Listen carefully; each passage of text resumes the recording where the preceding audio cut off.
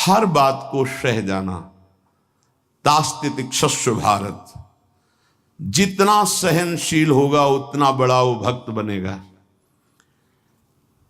जब कोई इस मार्ग में चलता है तो उसके सामने इस बात की परीक्षा आती है, तुम कितना सह सकते हो। जब आपको बुरा लगना ही बंद हो जाएगा तो आपको भगवान परमानंद प्रदान करेंगे। जब तक बुरा लगता है तब तक साधन करो और उस बुराई को सह जाओ। जो आपसे कोई गाली दे रहा है, अपमान कर रहा है, निंदा कर रहा है, या काम क्रोध लोभ कुछ भी, सह जाओ, चुप रहो, शांत रहो, सह जाओ। नहीं, किसी से कह देते हैं तो हृदय थोड़ा खाली हो जाता है, तो कहते हैं यहां नहीं होगा। रहीमन मन की मन व्यथा रखिए मन में गोए, ये दिव्य सिद्धांत है। कहू ते कछ दुख घटी होई, कहने से दुख कम हो जाता है। पर काहि कहो यह जान न कोई, पर किससे कहूं, इस बात को कौन जानेगा। तो रहीमन मन की मन व्यथा रखिए मन में गोए, सुनी ठलई हैं लोग सब बांट न ले है कोई। विनोद होने लगे, तुम्हारा मजाक बना देंगे लोग। सहनशील, बहुत गंभीर। वैसे भी साधुता की जब बातें आती है तो सहनशील, आशय, उदार, धीरज सहित विवेकी, जहां देखो तहां तितिक्षवः पहला शब्द है साधु के लक्षण का। यहां कह रहे हैं दो बातें भक्त की पहली पहचान। पहला, सहनशील कितना है।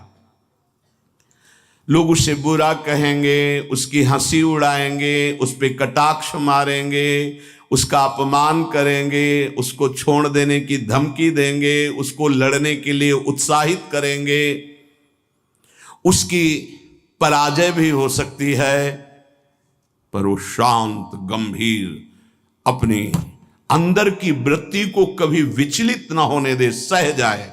बहुत ध्यान देने की बात है। भजन करके उसे बचाना कठिन, बचा के पचाना कठिन।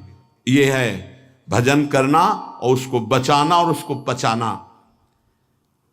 आपको बुरा कहेंगे, पूज्य बाबा कह रहे, हंसी उड़ाएंगे, आपके कटाक्ष मारेंगे, बड़ा भजनानंदी बनता है, किसी से तो बात ही नहीं करता है, अपने को कुछ ज्यादा ही भगत समझते हैं क्या। ऐसे क्या क्या कटाक्ष करेंगे, आपको लड़ने के लिए उकसाएंगे, उत्साहित करेंगे कि आप लौट कर उनको जवाब दीजिए, लड़िए। वो ऐसा महसूस करवाएंगे कि आप हार गए, चुप हो गए, आप दब गए। चुप हो जाओ, हार जाओ, हरि को हरि नाम, मौन होकर चुपचाप सह जाओ। इस गुण से अध्यात्म की उन्नति बहुत जोर की होती है। सहिष्णु, सहनशीलता, तितिक्षा, इनको एक ही शब्द के पर्यायवाची है। सहित सहित बाढ़े भगत गृह तन गुरहित गार, सेवक जी महाराज कहते हैं। और जिसके अंदर सहनशीलता नहीं है तो वो केवल परमार्थ का आडंबर करेगा, स्वप्न में भी आध्यात्मिक उन्नति नहीं हो सकती। जागृत की तो बात जाने दो, पकड़ लीजिए। सबसे पहला लक्षण सहन करना। ये आप संकल्प कर ले कि जीवन में सब कुछ सहन करना है मुझे। जो सह गया सो साधु, जो टूट गया वो विषयी। यही बात हमको एक शराबी ने समझाई थी ब्रह्मावर्त बिठूर में। ए देखो, तिल तिल ये छवि काटी गई तो आज भगवान बन के पूज रही। ए बच्चा, टूटना नहीं। क्या भगवान का बाहरी स्वरूप था। वो बाहरी तो ऐसे मदिरा पान की एक लीला करते ही दिखाए, लेकिन जब उपदेश मिला तो प्रणाम करके अंदर सोचा भगवान न जाने किस रूप में। और वो शब्द जीवन में नहीं भूला। खास बात होती कि जैसे ऐसे कोई बोल रहा है तो वो शब्द जीवन में नहीं भूला। ये टूटना नहीं, टूटना नहीं, कैसी भी परिस्थिति हो टूटना नहीं। यहां भी कह रहे जो सहिष्णु नहीं, सहनशील नहीं, वो आध्यात्मिक उन्नति जागृत की तो बात जाने दो, स्वप्न में भी नहीं होगी। कुछ नहीं हाथ लगता, आडंबर केवल लेता है। अतः भक्त को अधिक से अधिक नाम जप के द्वारा ये शक्ति बढ़ानी चाहिए सहन करने की। कितना भी कुछ भी अंदर कोई विकार, मनोवेग, वाणी वेग, उदर वेग, जनेन्द्रीय वेग, कोई भी वेग, सब चुपचाप सह जाओ। ये मार्ग है सहन करने का, सहन करने का। भगवत प्राप्ति का जो मार्ग है वो सहन करने का मार्ग है। शांत, अपने मन की बात किसी से भी मत कहो। कहो तो केवल प्रभु से कहो, अगर कहना ही है, नहीं तो कहने की जरूरत नहीं, वो देख रहे हैं, उन्हीं का विधान रचा हुआ है, उनसे क्या कहना। वो भोरी सखी का एक पद में है ना, दिल दे करके दिल की सुख दुख की बातें क्या कहना, जब दिल ही दे दिया तो क्या सुख दुख की बातें कहना। पहला तो ये हुआ सहिष्णु, सहनशीलता, और दूसरा नाम जप। ये दो से भक्त की पहचान, दो चीजें। निरंतर नाम जप हो रहा है कि नहीं, हर प्रकार के आक्रमण को आप सह रहे हैं कि नहीं, बस यही भक्ति की पहचान। और तो सब लक्षण आ ही जाते हैं। नाम में जितनी अधिक शक्ति है उतना कोई वर्णन ही नहीं कर सकता। इतनी अधिक अचिंत शक्ति नाम में है।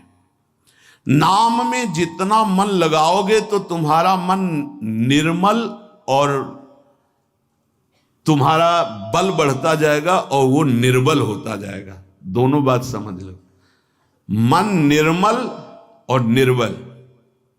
निर्बल तुम्हारे अधीन। अभी क्या है, मन बलवान और हम उसके अधीन हैं, और मन मलिन तो हमको संसार में फंसा रहा है।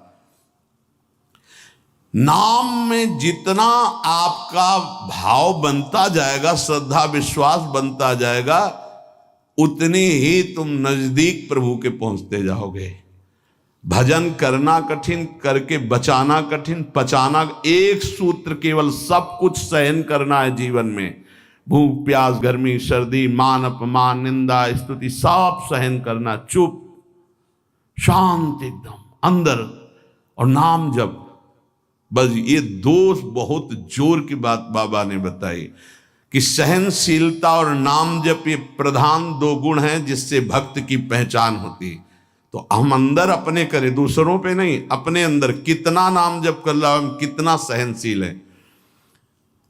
जब नई नई अवस्था में साधन में आए थे तो ये मनाते थे कि कोई अपमान करे देखे कैसा लगेगा। कोई अपमान करे, फिर भगवान ने बड़ी कृपा की, बहुत अच्छे अच्छे शब्दों के स्वागत हुई, तो हृदय में अब कैसा लग रहा है। एक समय ऐसे सीधे गंगा के किनारे जा रहे, सामने से बड़ी गालियां और बड़े कटु वाक्य, ऐसे वैसे क्या क्या बातें, शांत एकदम चुप। कैसा लगा। मांगते थे कि प्रभु कभी अपमान हो तो कैसा लगेगा, कैसा लगा, शांत मन, हाँ चलो ठीक है आगे चलो। भगवान कृपा करके देते हैं। संत जन इसी से समझते कि हमारे ऊपर कितनी कृपा है। जब हमारा कोई अपमान करे हमें गुस्सा ना आवे, कोई विकार हमारे अंदर आवे, गलत चेष्टा ना हो, उसको सह गए, तब तक बड़ी कृपा श्री भगवान की हमारे ऊपर है। संसार का चिंतन तो सारी दुनिया करती है, यदि भक्त भी संसार का चिंतन है तो किस बात का भक्त है। अगर दो चीजें लानी है, सहनशीलता और निरंतर भजन, तो ये 6 साधन हैं। ये 2 महान सद्गुण प्राप्ति के, भक्त के 2 महान सद्गुण, सहनशीलता और निरंतर नाम जप। अगर ये बात तुम्हें लानी है तो ये 6 साधन पूज्यपाद उड़िया बाबा जी महाराज बता रहे हैं। पहला, हल्का भोजन। पहला प्रहार भोजन पर किया है, और सच्ची बात है, और आप लोग भी अनुभव किए होंगे अगर भजन में चित्तवृत्ति लगाए हैं। पेट में वजन ज्यादा, भजन कम। देख लो, आप खुद देख लो। हल्का भोजन, इतना हल्का कि आप भोजन पाकर बैठे और आपको महसूस ना हो कि आपके पेट में वजन है, इतना भोजन पाया। होता है जैसे 5 रोटी पाने की आपके पेट में क्षमता है तो 3 पाइए, 5 पाने की क्षमता 7 पा गए, तब तो फिर 7.5 ही शनिचर आ ही जाएगा बुद्धि में, नहीं आ जाएगा। बिल्कुल प्रमाद आ जाता है, पक्का प्रमाद आ जाता है। धन्यवाद है उन उपासकों को जो एक दिनचर्या में रहते हैं। हाँ ठीक है, 1 चम्मच खीर डाल दीजिए, 1 पीस से डाल, बस दोबारा हमसे मत पूछना, बस वो अपनी निष्ठा में रहते हैं। ये आहार विहार ही भजन में सबसे ज्यादा सहयोगी है और बाधक भी है। हल्का भोजन लिख रहे हैं बाबा, हल्का भोजन मतलब सुपाच्य भोजन और आधा पेट भोजन। एक दिन चर्चा हुई थी, अगर याद हो पीछे, 400 ग्राम अन्न में 24 घंटे में बहुत स्वस्थ शरीर रह सकता है। केवल रसेंद्री फंसाए है, रसेंद्री। हमें लगता है कि अगर हमें जीवन उछाल उत्साहित और बहुत सात्विक रखना है तो हल्का भोजन। दूसरी बात, प्राण संयम। ये जो बहुत जल्दी जल्दी श्वासें चलती हैं, इससे भजन में बड़ा बाधा पड़ती है। एक आराम से श्वास खींचिए, कितनी बार राधा नाम जपते हैं, फिर आराम से छोड़िए, कितनी बार छोड़ते हैं। प्राणों का संयम आवश्यक है, इसलिए 2-3 प्राण वायु का संशोधन की प्रक्रियाएं हैं जिनको सबको करना चाहिए। ये प्राणायाम के अंतर्गत नहीं, हम भजन की बात कर रहे हैं। आराम से बैठ जाओ, ऐसे दोनों स्वरों से वायु खींचो, कोई हाथ वाथ लगाने की जरूरत नहीं, पूरी खींचाओ और एकदम छोड़ दो। 7 बार किया एक बार में, 4 बार ऐसा करो, आप देखना एक ये प्रक्रिया है, कोई हाथ लगाने की जरूरत नहीं। प्राणवायु का संशोधन, खींचा, रोक लिया, नाम जप कर रहे हैं, एकदम प्राण व्याकुल, छोड़ दिया। एक ये है आंतरिक कुंभक और एक बाह्य कुंभक, खाली किया, नाम जप करे बैठे, फिर तुरंत खाली किया, फिर रोक लिया, इसे बाय 3 बस कर लीजिए। आप देखिए आपके फेफड़े, आपकी छाती, आपका प्राण संयम। कोई हम ये नहीं कह रहे ऐसे ऐसे करने की, और ये मात्र 2-2 मिनट का अभ्यास कर लीजिए। क्या जाता है ऐसे आराम से बैठ के, कोई जान भी नहीं रहा कि आप प्राणवायु का संशोधन कर रहे हैं, पर मेरुदंड सीधी होनी चाहिए।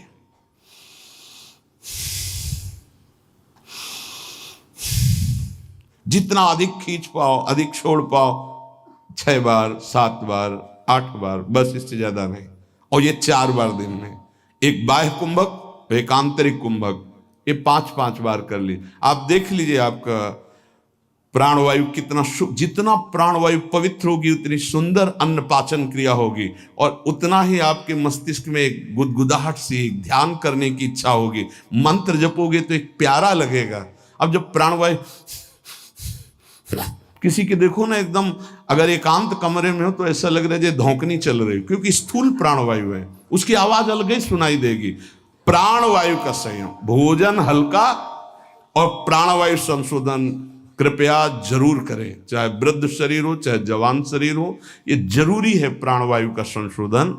अपने तो किडनी खराब हो गई, तब से बंद हो गए, नहीं तो 45 मिनट केवल प्राणवायु संशोधन होता, तो 45 मिनट व्यायाम, और उस समय केवल भगवदा का नाम चलता था। 1 सेकंड के लिए ऐसा नहीं कि प्राणवायु संशोधन करें नाम छूट जाए, या व्यायाम करने नाम छूट जाए। तीसरा, कम बोलना, क्योंकि नाम चलाना है और सहनशील होना है। देखो, जब हम अपनी कमजोरी किसी से कहते हैं तो कमजोरी हम पर बढ़ती है और दूसरा हमारा उपहास करता है। इसलिए अपनी कमजोरी तो बोलनी नहीं, और कोई बात भी करने की जरूरत नहीं है। थोड़ा बारा व्यवहार में आवश्यक हो तो उत्तर दे दीजिए, कम बोलना सीखें। उपासक जब अपनी रहने पे रहता है तो हमें लगता है कि धन्यवाद का पात्र है, जो अपने को जलाकर प्रभु के चरणारविंद तक पहुंच रहा है। बहुत कठिन विषय है, प्रणाम है उसको जो अपने को जलाकर आगे बढ़ रहा है। कम बोलना, तीसरा। चौथा, किसी से कोई भी इच्छा न रखना, न व्यक्त करना। ये 2 महान सद्गुण आ जाएंगे, सहनशीलता और निरंतर भजन। किसी से कोई इच्छा, आप आज क्या पाएंगे? नहीं, आप क्या पाएंगे? जो श्री जी की इच्छा नहीं। वैसे आपको पसंद क्या है? राधा राधा राधा, नहीं, भोजन में क्या पसंद, यही आहार है हमारा। कभी भी कोई शब्द ना निकलने पाए तो आज फिर मुंगौड़ा बन जाए, ऐसा नहीं। कोई देखो, अगर आपको वास्तविक मार्ग को प्राप्त करना है तो ये सिद्धांत है, कोई भी इच्छा है भी तो प्रकट नहीं करना हो। आप देख लेना, अगर श्री जी को मूंग के मुंगोड़ा ही पवाने हैं ना प्रसाद में, तो आपको मिल जाएंगे कहीं ना कहीं से। मांगने की जरूरत नहीं, कहने की जरूरत नहीं, इच्छा व्यक्त करने की जरूरत नहीं। पांचवा, जो इंद्री बहुत लालायित हो गई और उसका विषय आ गया हो तो उसका संसर्ग ना होने देना।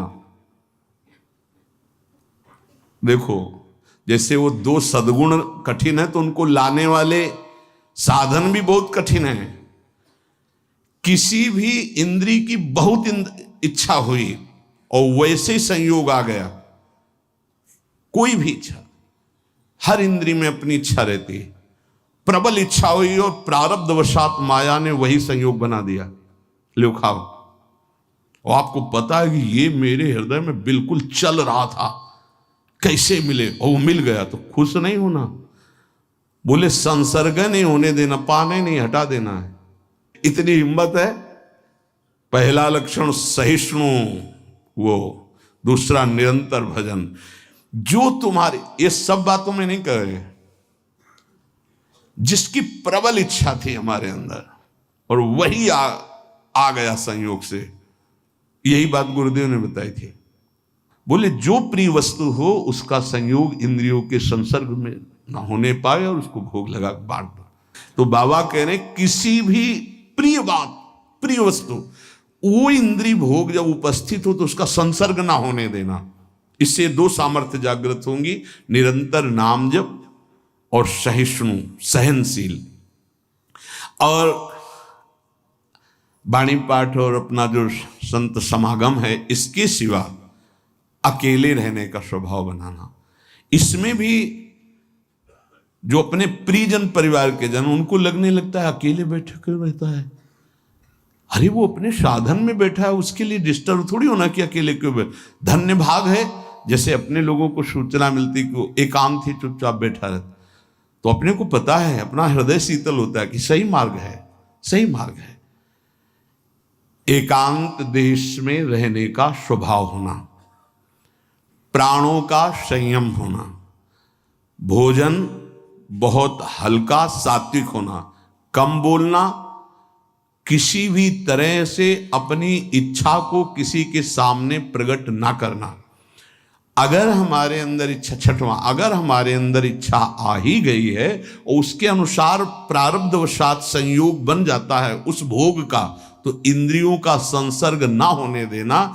इन 6 साधनों से ये 2 बात महान भक्त के अंदर आ जाएंगी कि वो सहनशील हो जाएगा और उसका निरंतर नाम जप चलने लगेगा।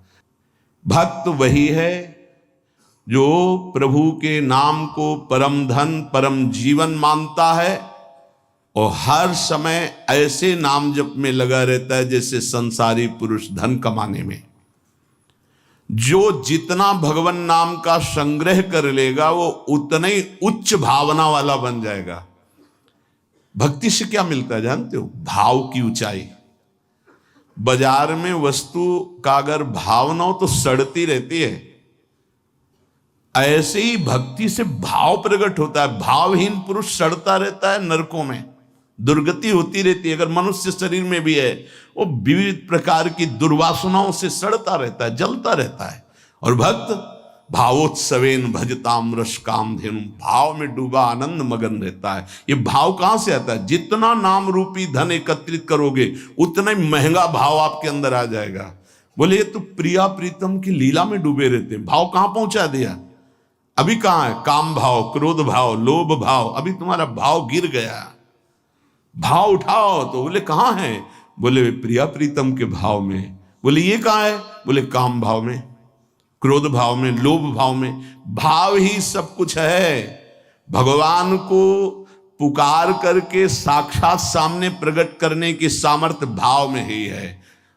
भाव पूरित टेर ही करती मुझे लाचार है, भाव बिन सुनी पुकारे मैं कभी सुनता नहीं। बात ध्यान करो, भाव सारा। और ये भाव कहां से आता है? पूज्य उड़िया बाबा कह रहे, जो भक्त जितना अधिक नाम जप कर लेता है उतना ही बढ़िया भाव उसका बन जाता है। जो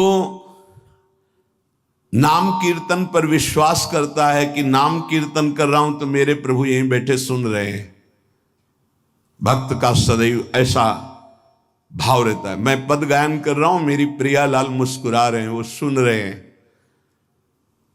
बाणी सी ध्रुवदास जी की सुन जोरी मुस्कात।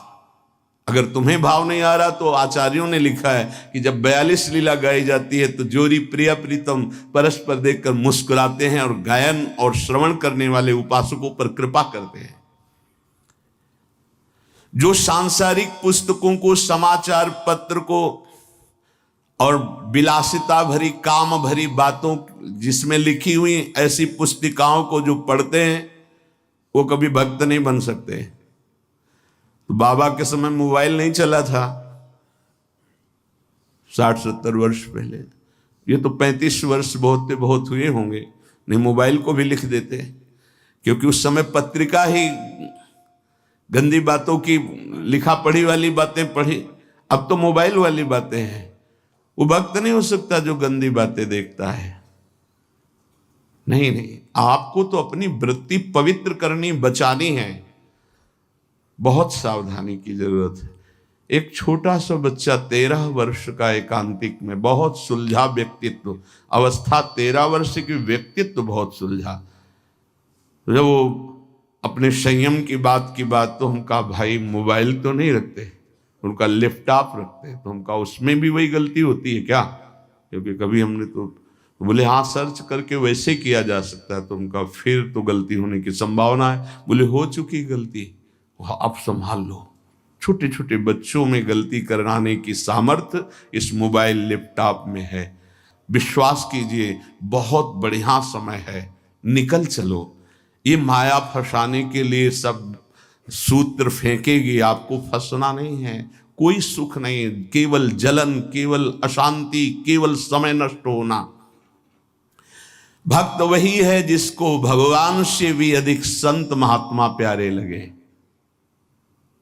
सातों सम मुहिमे जग देखा, भगवान श्री राम कह रहे हैं सबरी जी के सामने, सातों सम मुहिमे जग देखा मोते अधिक संत। पूज्य बाबा कह रहे हैं भक्त वही जिसे संत, भक्त, महात्मा भगवान से भी बढ़कर प्यारे लगे।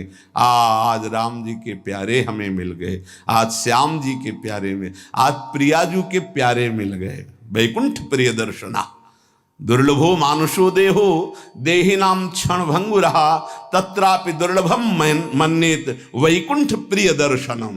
आहा, भगवान के प्यारों के दर्शन प्राप्त होना। भक्त वही है जिसकी जिह्वा हर समय नाम जप में लगी रहती है और बातों के लिए वो मूक हो गई है। नारायण हरि भजन में पांचों न सुहाग, जो सच्चाई से मार्ग में चल रहा उसको अच्छा ही नहीं लगता। विषय भोग, निद्रा, हंसी, जगत प्रीति, बहु बात नहीं अच्छा लगता। भक्त वही है जो अपने चित्त को सुरक्षित रखता है। लोग और सब बाहरी वस्तुओं को सुरक्षित रखने की चेष्टा करते हैं पर चित्त को गंदा कर देते हैं। गंदा चित्त, गलत चिंतन। भक्त बाहरी वस्तुओं की सुरक्षा हो, चाहे आग लग जाए, लेकिन चित्त में सुरक्षा में कोई फर्क ना पड़े। चित्त हमारा चित्तचूर के चिंतन में लगा रहे। जहां तक बन सके अपने चित्त को बचाने की कोशिश करो। साधक अपने चित्त को सुरक्षित रहता है, अपने चिंतन को सुरक्षित रखता है। वही साधक है जो चिंतन को सुरक्षित रखे, और कोई परवाह नहीं सुरक्षा रहे या ना रहे। चित्त सुरक्षित है तो निरंतर चिंतन का प्रभाव भगवत साक्षात्कार करा देगा। भक्त वही है जो प्रभु से केवल प्रभु को मांगता है।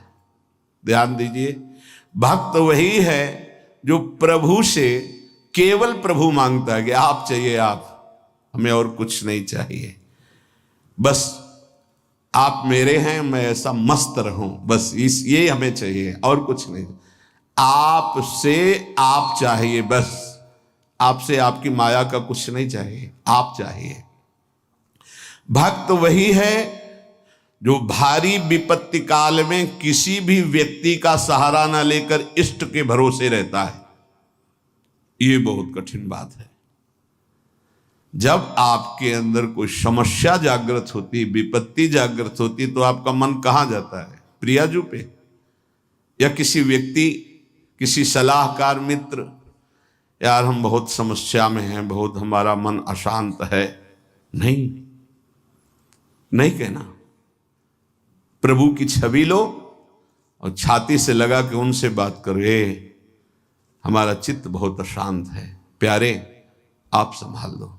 या बाहरी कोई विपत्ति है तो आप बात करके देखो ना कभी, पर भाव नहीं है तो बताया नहीं। फिर वो भाव बिन सुनी पुकारे मैं कभी सुनता नहीं, इसीलिए नाम जप से भाव का जागरण होता है। भाव से यदि पुकारे तो हमने सेकंड में परिवर्तन होते हुए देखा। 1 सेकंड में परिस्थिति का परिवर्तन, 1 सेकंड में भारी से भारी समस्या का समाधान, जो ही प्रभु से प्रार्थना, उसका तत्काल परिणाम देखा है। एक मात्र भगवत चिंतन ही समस्त विपत्तियों के नाश का उपाय है। हरि स्मृति सर्व विपदि मोक्षणम। इसलिए कभी किसी से सहायता मत मांगो। अगर किसी और की सहायता मांगी तो द्रौपदी की तरह परेशान होना पड़ेगा। आखिरी में द्रौपदी जी ने ठीक जगह सहायता मांगी। हा गोविंद द्वारिका वासिन, तो यहां से वस्त्र हटा नहीं पाया 10,000 हाथियों का बल रखने वाला दुशासन। हम लोग बड़े कमजोर भक्त हैं। थोड़ी सी भी बात हो तो हम किसी का, अन्य का सहारा ले लेते हैं। माता पिता भाई बंधु रिश्ते नाते ठीक है ये, लेकिन सहारा सिर्फ इष्ट देव का। जरा इस शब्द पर देखिए, मेरी महारानी श्री राधा रानी, जाके बल में सबसों तोरी, लोक वेद कुल कानी। किया आपने, तोड़ा आपने। सबसों तोरी लोक वेद कुल कानी, तब असलियत में मेरी महारानी श्री राधा रानी। बाबा कह रहे हैं भक्त वही है जो भारी विपत्ति काल में किसी भी व्यक्ति की सहायता के लिए न देखे, केवल प्रभु की तरफ।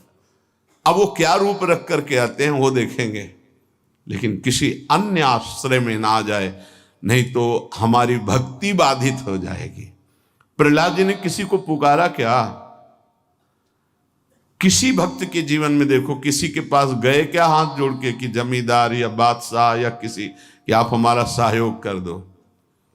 नहीं, प्रभु देखेंगे। और वो ऐसे अंतिम समय तक कोई सहयोग नहीं कि अब अगला कदम जाएगा ये गिरेगा, और उसी कदम पे प्रभु ऐसे बस आखिरी दम तक वो देखते कि शायद कोई अंदर से पुकार पड़े किसी और को। जब देखा कि बस वो पकड़, आप निहाल हो गया, विपत्ति नहीं अब संपत्ति घेरेगी, अब कोई तुझे परेशानी नहीं, मेरी कृपा संपत्ति तेरे को सदैव दुलार करती रहेगी। पूज्य बाबा कह रहे हैं भगवान का सच्चा भक्त वही है जो भगवान से अधिक किसी को नहीं मानता। जड़ चेतन मनुष्य पशु पक्षी लोक लोकांतर मानता है तो सबको भगवत में मानता है, भगवान से बढ़कर किसी को नहीं मानता। फिर तुम किसी को अपना या पराया कैसे कह सकते हो? जब तुम श्री भगवान के हो तो तुम्हारा अपना कौन है? जब तुम श्री भगवान के हो, सम्मे भगवान है, तो पराया कौन है? ये सूक्ष्मता समझिए। तुम भगवान के भक्त होकर किसी और को अपना कहते हो या किसी को पराया कहते हो, तो अभी सही भक्ति नहीं आई। ना कोई अपना और ना कोई पराया। कबीरा खड़ा बाजार में सबसे पूछे खैर, ना काहू सो दोस्ती और ना काहू सो बैर। ना कोई अपना और ना कोई पराया। यदि तुम किसी को बुरा कहते हो और किसी को भला कहते हो तो तुम्हारे अंदर भक्ति कहां है? राग द्वेष युक्त हृदय भक्ति वाला हृदय थोड़ी होता है। इसलिए इसको मिटाओ और मिटाकर समान भाव लाओ, ना कोई अपना ना कोई पराया। प्राणी मात्र में भक्त का राग द्वेष नहीं होता। भक्त भगवान के साक्षात विग्रह में दर्शन करता है। यदि धातु या पाषाण की भावना है तो अभी वो भक्त नहीं हुआ है, साक्षात मेरे प्रभु हैं। सर्वव्यापी ईश्वर तो ज्ञानी जन भी कहते हैं। भक्त की महानता है और सर्वव्यापता का भाव तो गौड़ रहे, मुख्य भाव रहे साक्षात विराजमान प्रभु है। भक्त का भाव समिट जाता है, सर्वव्यापी भाव होने के बाद वो समिट जाता है। ये दो गुण प्रधान रहते हैं और बहुत से गुण रहते हैं भक्त में, पर दो ये गुण प्रधान रहते हैं।